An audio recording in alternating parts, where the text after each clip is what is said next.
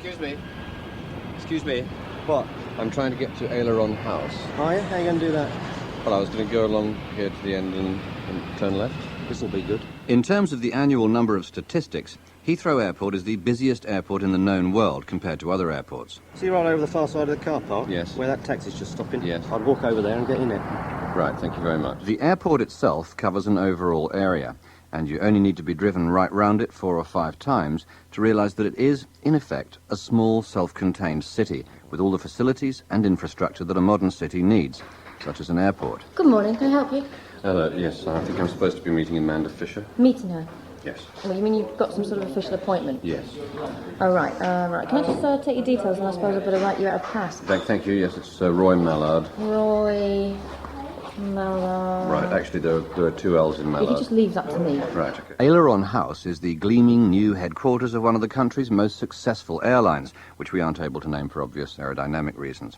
I've come here to spend the day with the pilot and to find out what it's like to have what must surely be one of the most responsible jobs imaginable, especially if you've got a very graphic imagination. And your company? It's BBC. And how do you spell that? Well, it's Roy? Yes, it is, yes. Hello, Roy. It's Amanda Fisher. Oh, hello. Hello. I thought I'd come down to meet you, you know. Right, yes, thank you. This is the reception area where we meet people such as yourself who've come here in the first instance. Oh, good. Even though we employ a total of 42,000 people worldwide. Really? Well, that's... And that includes Europe. Oh, I see, yes. Right, if you'd just like to clip this pass onto your, your sort of My jacket. jacket. Yes. Okay, then. Keep the pass with you at all times during the day. Yes, of course. So You found your way how here does- all right, then? Yes, thank you. It was... You need to clip it on. Yes, I know. It's just... how, Did you find the map how does useful? Yes, thank you. I've used it for over an hour this morning already, and it was very... This building is 3 years old. Right. You're not allowed to just carry it in your hand. Yes, I'm not really carrying it. It's just sort of tipped to my finger, really. How does it... Is there a quick release mechanism that... Oh, it's a bit... Right. If you'd like to follow me, I'll talk you through what I'm saying. Okay, thank you. Amanda Fisher is Flight Crew Communications Officer for the airline that, for the purposes of this programme, we're going to refer to as Anonymous. This whole area we're in now is called Ops. Ops, what's that short for? It's short for convenience. Oh, good, right. Gosh, it's all very impressive. All our pilots retire at 55. Good, well, that's very... I've arranged for you to spend some time first with Dick Humphries, who will be SFO today on your Right. flight to Edinburgh. Right, I presume that's short for convenience, too. Yes, that's right. He's really called Richard. I see, yes. The building itself has been designed to be invisible to radar, especially from the outside. Really, well, the taxi driver was certainly finding it tricky to home in on... Hi, Richard. Morning, Amanda. Richard, this is Roy Mallard. Is it? Yes, it is. Hello. Hello, Richard Humphries. It's nice to... Oh, Oh, yes, sorry. Is that your... Yes, it's my security pass, yeah. Well, why didn't you clip it onto your, your... Well, your no, it's badge? fine. I'm just keeping it in my hand at the moment. It's much more, sort of, well, handy, for the... Just to explain what we've planned for you, Roy, Richard's here so that you can ask any questions you might have before preparations for the flight begin. Oh, that's very good of you. It's a pleasure for him. Not at all. Right. And then Nigel Connors, who'll be captain today, will be here at about 11 o'clock, and you'll be joining Nigel and Richard for the pre-flight briefing and so on, which will also be a pleasure. Oh, good. The flight itself is at 12:30. Uh-huh. In the meantime, can I get either of you coffee or tea? Well, coffee would be lovely, yes. Yes, thanks, Amanda. Coffee. Right, 2 coffees. Would you like them in parallel? Yes, not for that me, would be... thanks. Okay, 1 in parallel and 1 serially. Right. Richard Humphries inherited his love of flying from his father and was all set to join the RAF too, but was prevented from doing so at the last moment when a routine selection test suddenly revealed that he'd failed. Undaunted by this, he picked himself up off the ground, which is where he still was, obviously, and focused all his efforts on making the grade with the airline whose name I'm not mentioning as a CEPFS, or Cadet Entry Pilot for short. So the aircraft we're flying today is a 757-200, which, as the name suggests, is one of the most popular short-haul aircraft currently in service. Right. So basically you've got a crew of 2, a pilot who's the captain and a co-pilot who'll usually be a senior first officer. Oh, SFO. No, not OSFO, just SFO. Oh, I see. Oh, I see. No, that's quite different. That's officer in charge, I think. Um, It's bloody confusing, I know. Do stop me if I say anything that doesn't make sense. right. What? No, nothing, no. Yes, actually, something I've always been fascinated by, never really grasped properly, is, basically how a plane stays in the air. Oh, yes, right. Yes. I remember doing it in physics at school, but there was so much theory that I Well, just... the theory is why it stays up. Yes, but... If you took away the theory, even for a moment, it would just plummet like a stone. Yes, right, but Basically, it's all to do with... Well, shall I draw it on the board? well, yes, that would be, Basically, it's all to do with pressure differences between the top and bottom of the wing. Right. Isn't it something to do with why a cricket ball swings through the air? No, that's complete fluke. Oh, right, I see. Yeah. So this is your basic aerofoil shape. Right. This is the cross-section, obviously. Oh, good. Okay. Now, you'll notice at the top of the wing has this nice steep curve to it. Yes, that's very nice, isn't it? So we'll label this side S S. for steep, Right, okay. whereas the bottom has a much more shallow curve. So let's label this side S for shallow. Right, S. Now, if you imagine two pieces of identical air Right, approaching the wing together here, Right, we'll call this one particle A, yeah. and this one particle A as well, because they're identical. Yes, right. Now, they get divided here, at the front edge of the wing, which we'll call F for front, but they've got to meet up again at the trailing edge at the point where these flaps are. So we'll call that F for flaps. Right. So particle A has got to pass over S here to point F in exactly the same time. Richard explained that an aircraft stays in the air because on windy days, sections of atmosphere travel at differential pressures during takeoff, generating crossover thrust the higher you go between two identical speeds. Whereas trailing edge flaps, these are inboard. Right. Good, good. And presumably the longer the runway, the more of a run at it you get. Sorry? Right, how's it going? Very well, thank you. I've organised your coffee for you. Oh, thank you. It's on its way. The milk's currently at Stansted. Excellent. Right. So, has Richard told you everything you need to know? Yes, it's been... Goodness me, he's even drawn you a map of Eastern Europe. Well... Now, you're not a nervous flyer, are you, or anything like that? Oh, no. What I always say is, what is there to be nervous about? I mean, what is there to be... Or afraid of confined spaces? No. Confined spaces. You'll be flying with Richard and Nigel on the flight deck today. Oh, how... Morning, everyone. Oh, Nigel. Morning, Amanda. Morning, Richard. Morning. Morning. Sorry, I don't know your name. Why, Mallard? No, really, it is. Right, well, morning. Good morning. It's nice. Sorry, yes. What's that? It's just my pass. Roy, this is Nigel Connors. Wouldn't it be easy to clip it onto your No, sort of... no, really, it's fine. I just I can put my hand on it whenever I... He doesn't want to let go of it. Okay, understood. Captain Nigel Connors has over 20 years' experience as a pilot. He's now amongst the most senior pilots employed by Anonymous Airways and has flown into every major European airport, Barcelona. Well, we ought to be getting over the briefing if you're ready. Yes, he is. Yes, absolutely. Copy that. What? Copy that. Let's go. Like most pilots of his age, he's 49, lives in Surrey and is married with 2 children. His wife, Vicky, was once herself an air stewardess, though they actually met through their local tennis club, where she used to change into tennis kit. Right, okay, that all looks okay. Bit of an occlusion over Northern Ireland. Yeah, That's nothing to worry about at the moment. an occlusion. Yes, that's this big dark area over here. Look. Oh, yes, my God, it's enormous. No, that's America. Oh, right, yes. You're not a nervous flyer or anything? No, not at all. Or afraid of confined... No, I'm not, no. Right. The mention of a briefing room had conjured up monochrome images of a Nissen hut with brill-creamed pilots sitting in rows with pipes and a wing commander standing in front of a large blackboard with wooden legs. The reality, though, couldn't be further from the truth. These days, it's a high-tech space full of open-plan people staring at screens. So, here we've got everything we need to know about the plane we'll be flying today. Good. Including, of course, any defects we ought to be aware of. Right. So, our ID today will be G.BMRD. What do you and mean? that's how What we'll do be- you mean? What do you mean defects? Sorry? Defects. So is that the code, for sort of delta wing engines? No, or- it just means they're defects. What do you mean? It just means defects.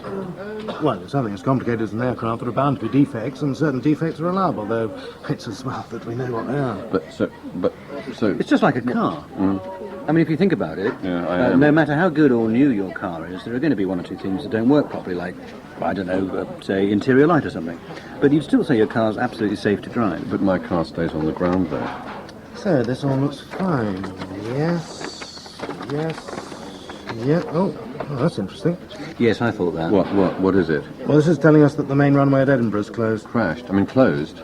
Yes, which is useful to know. Runway 2 left is what they're offering us. Yeah. That's only 1,700 metres. Interesting approach, too. Yeah, still gives us a sporting chance, I suppose. Good. Excellent. With an hour before takeoff, it was time for Nigel and Richard to go airside, or board the aircraft. and they were taken there direct from Aileron House by special bus, which for obvious insecurity reasons I wasn't allowed to travel on. Instead, Amanda and I went outside, and she drove me to the check-in at Terminal 3. We currently fly to 97 countries, not counting the luggage involved. Really? Good morning. Have you got a ticket with you? Yes, good morning. Right. Overall, we have up to a total average of over 42 757s. Good. Right, there you are. Oh, it's all right, sir. I don't actually need to see your security pass. Right, no.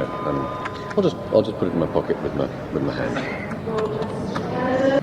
We've got another 20 minutes or so before the passengers start to board. Right. Good morning. Hello. Laura, this is Roy Mallard, who's... Yes. Roy, this is Laura Forrester, who'll be part of our cabin services team today. Right. Some would say the best part, in fact, who am I to deny? Nigel's told me all about Mr. Mallard. Oh, has he? I'm jolly good. Can I get you a drink before we start? Nigel. Oh, well, that's very Or nice. would you like me to take your that? Well, actually, a small glass of... Right, good morning. Oh. Hello. Ah, Roy, this is... Ruth Andrews, Cabin Services Ruth Andrews? Director. Right. Roy Mallard, sort of... I understand you've insisted on being on the flight deck today. Well, So you'll not be standing here in the way too long. No, right. Yes, actually, a large glass. Laura, will you make ready the luggage lockers now, please? Yes, Ruth, of course I will. Right, by then, Laura, perhaps talk to you... I assume you'll be wanting to get rid of your donkey coat. Well, it's not actually... And I'll take your security pass too. Oh, no, It's that's... quite unnecessary to carry it around in that fashion. No, Ow! Enjoy your flight. Thank you. And these tires are full of nitrogen. Yes, they look quite... Yeah, they're inflated to a pressure of something like 150 pounds per square inch. Gosh, per inch. That's why they're so big, presumably. Another interesting thing about them is that they're designed to melt.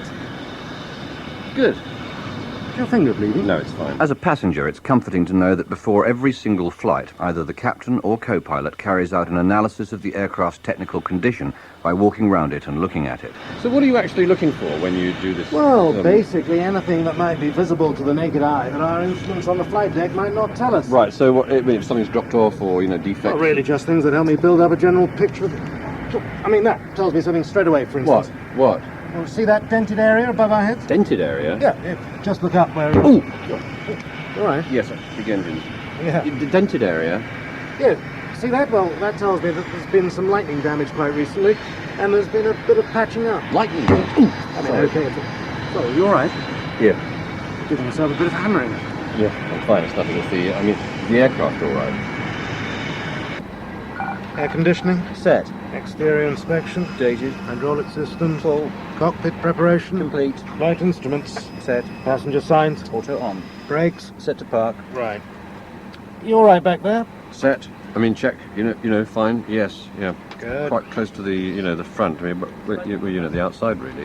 I know it looks small in here, but there's a lot more space than you think. Is there? And the jump seat's actually quite comfortable. Jump seat. The flight deck on a large modern passenger jet is a lot smaller and more cramped than you might think in the hours and minutes before you go into it.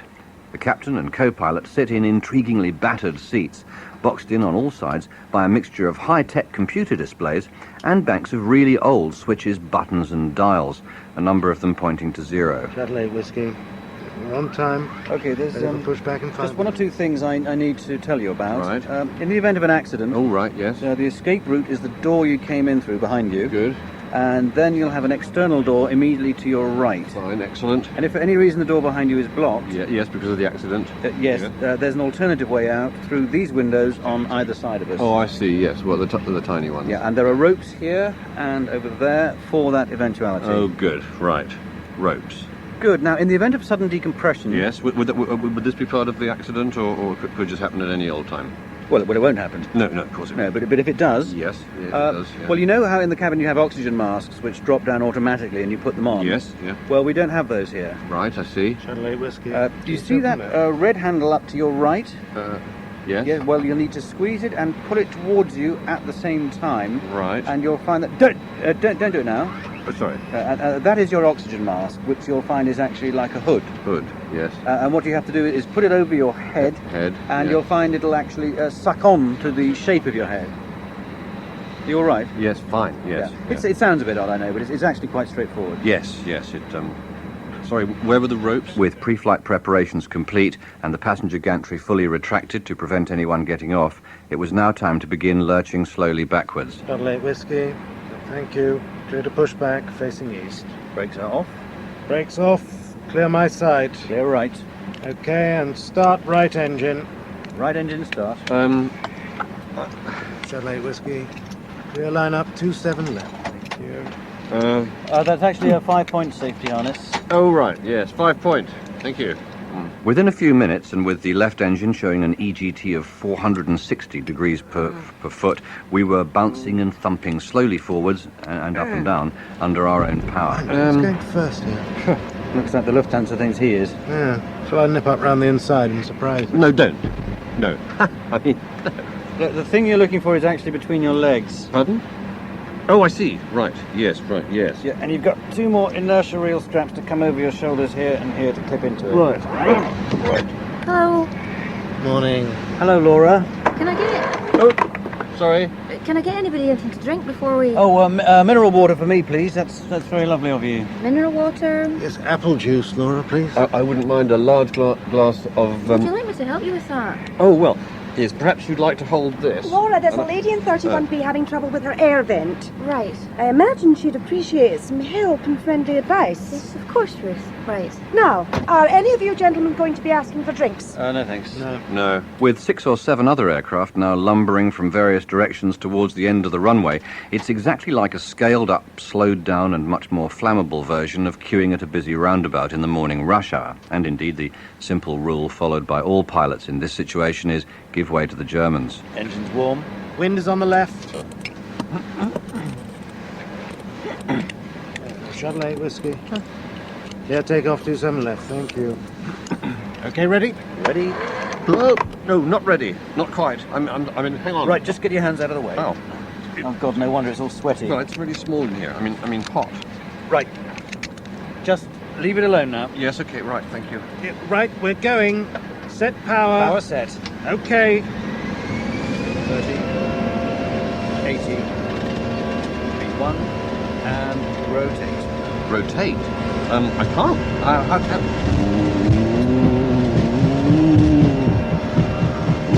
Climbing at an engine pressure ratio of 1,400 altimeters per foot, we were through low cloud and almost before I could draw breath into clear blue white sunshine. Sunshine. Shuttle 8 Whiskey, flight level 330, thank you, London. Right. Height 330. So, Roy, basically what we've... Roy, Yes. have you dropped something? No, not really. I was just having a look at my knees. Yeah, basically what we've got here is a glass cockpit. Just glass? Isn't What there that any- means is that that we have screens with visual displays in front of us here, as opposed to the older analog cockpits which only had dials and so on. All right. So, for instance, this display in front of me tells me, of course, the position of the aircraft in relation to the horizon. Right. We should be above it, presumably. And what Richard is doing now is making up a route for our slightly unusual arrival in Edinburgh. You're just making it up. He's defining points on what he thinks is the most appropriate approach and entering them into the computer. And the autopilot can then fly the aircraft according to those parameters. Right. But as well as flying the aircraft, the computer also alerts us to anything that it regards as abnormal, that it thinks we need to know about, like any kind of system failure. Good. Well, let me give you an example. No, you don't need to. I believe you. Just, So, it's reasonably warm in here at the moment? Yes, it is, But yeah. the temperature out there on the other side of the window is currently minus 55 degrees Celsius. Is it? So there's actually a tiny, thin layer of gold running through the middle of the glass. And if the windows weren't heated, we'd be looking at inches of ice. Right. So, if I take out the window heating system for a moment, which is this switch above your head... I'll imagine it. You don't have to... Now, see, immediately in front of me on the screen I have window heat failure flashing at me. Yeah. So that's my first warning. Very good, yes. So now you can turn it back If I on. pretend I haven't seen it... But you have. I mean, look. Pretend you have. Supposing for some reason I'm busy looking at something else at the moment, Like the ice. and I don't do anything about it, then within seconds... Okay?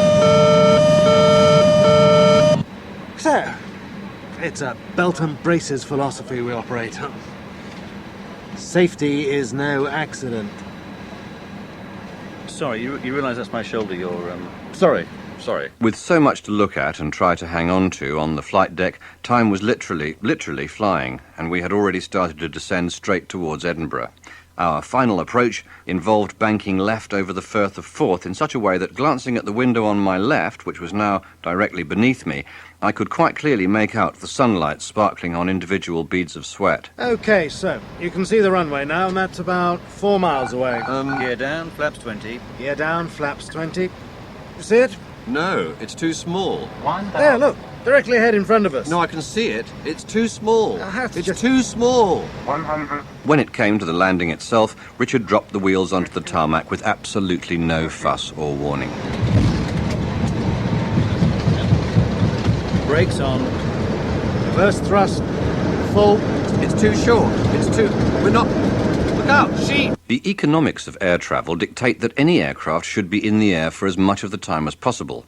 For the crew, this means a hurried lunch taken in the empty seats back in the cabin before the next group of passengers board for the return journey to Heathrow. So you eat the same food that the passengers do? Oh, yeah. Although, Very nice it is too, Laura. Thank you. yes. Thanks, Laura. Although Richard and I aren't allowed to eat the same meal. Oh, really? Well, that's just in case. If one of us did come down with something, then the other one would still be okay. Good, right. So I wanted to ask you, about the pressure that you're under as pilots, because, I mean, you are, in effect, making life and death decisions all the time. Well, not death, obviously, because I'd that... be happy to open that up for you. I think I'm nearly there now, but thanks anyway. No, yours is Laura, a you job... never said that to me. Yours is a job where... When you're ready, gentlemen, I think we've an aircraft to fly. Right, okay. Right. I was just offering to help. Have we sufficient newspapers for the incoming passengers, Laura? I'll go and check. Would you do that? Of course, Ruth. Thank you. Bye, Laura. Yes, so yours is a job, sorry, just before you go, yours is a job where every day hundreds of people are routinely willing to put their lives at your disposal, though that would obviously be a worst-case scenario. But, I mean, are you always conscious of the responsibility, or do you eventually just get used to it? No, it's something you're always... Whoop, there we go, sorry, lovely, sorry. No, you're always conscious of the responsibility, and it's a pressure. I mean, every single decision we make simply has to be correct. We have to be right all the time, and, well, there can't be too many jobs like that. No, well, perhaps hope. Right. Are you enjoying that? Yes, lovely and moist. Also very nice. It's a free country, of course, but you realise it's your hand wipe you've eaten. Lovely. I expect we'll be sitting around on the tarmac for hours before we finally get off the ground. You want one of these magazines? They're rubbish. No, thanks.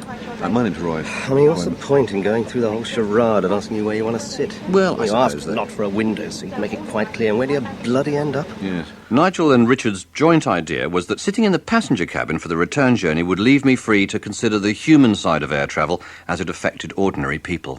And you make a point of saying, near the centre of the air...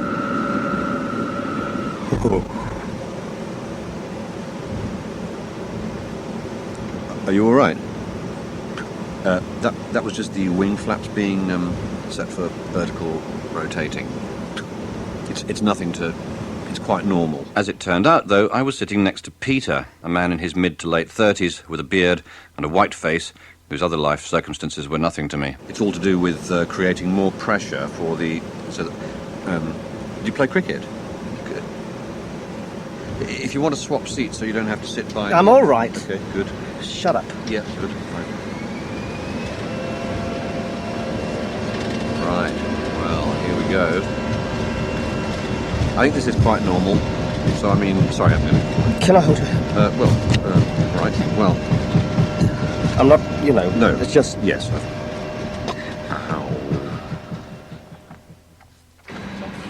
And we'll be cruising at 35,000 feet and at a speed of about 480 knots. In the meantime, I hope you enjoy the rest I mean, in the end, I agreed to go on a fear of flying course. Good. Well, that made it 10 times worse. Oh, dear.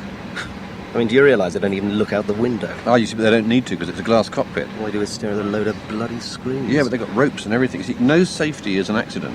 No, I mean, no accidents. My point is, what if the information on their screens isn't correct? Well, they... You see, that's what happened in America when that jet crashed straight into a river in this documentary just after takeoff. Yeah, well, let's not... Turns out they never had full power on at any time because the engines were full of bloody ice. Should we let go hands But now? of course, the sensor was iced up as well, so they thought everything was fine. Did they? And just staring at their screens and thinking, yawn, yawn, another day at the office, next thing, straight into a bridge and... Yes. Please don't leave me. I'm sorry, I'm with the BBC. Level at 3,800. 3,800. That's the Serpentine down there, look, Roy. And Buckingham Palace. Can you see? No. And over there, that's a good view of Canary Wharf, look. I was eager to get back to the flight deck to enjoy my second landing of the day. Because of correctly functioning instruments, we flew over both Tower Bridge and the river beneath it on the descent into Heathrow, landing in a crosswind which forced Nigel to fly the aircraft sideways for the last 2 miles and meant that I couldn't actually see the runway at all until well after I'd opened my eyes. Here's your sort of duffel. Oh, thank you, yes. You'll be okay now? Yes, thank you. Yeah. Nervous little schoolgirl. And then when you... Oh, hello. Hello, I was just... Hi, Laura. I was just... What happened? We thought you'd gone. Yeah, I was going, and then I thought I might just, sit down for a while and take in the air conditioning. And You never helped me on with my coat, Laura. modern air flying means that pilots today lead paradoxical lives. The core of what they do is fundamentally and meticulously routine. But beneath this always, sometimes up to about 40,000 feet beneath it, lies the potential for the most intense human drama it's possible to imagine. Very easily. Well, I hope you've enjoyed your flight with us. Yes, thank you very much. I've learned a tremendous amount. Yes, have we? Yes. Yes. Right, well, thank you again, and goodbye. You don't really need to salute. Oh, right, good. Right. Are you not gone yet? Laura, you must let the gentleman go. Look, you old bag. All I was... He's just going, Ruth. Yes, he's just going. Right, yes, I'm just going. Right. Thank you. Good. Perhaps one day computers will replace pilots automatically. In the meantime, for most of us, it's comforting to know that every time we fly, our destinies are in the hands of people basically like us, with real human strengths and really good training. Rory, hello. Hello. So how did it... Are you okay? Yes, lovely, thank you. I've got my car and I'll drive you back. No, that's fine, thanks, I'll walk. But it's miles, let me... No, really, I'll just stay in contact with, with my feet for... Air travel worldwide has grown by 7% in the last decade. Good.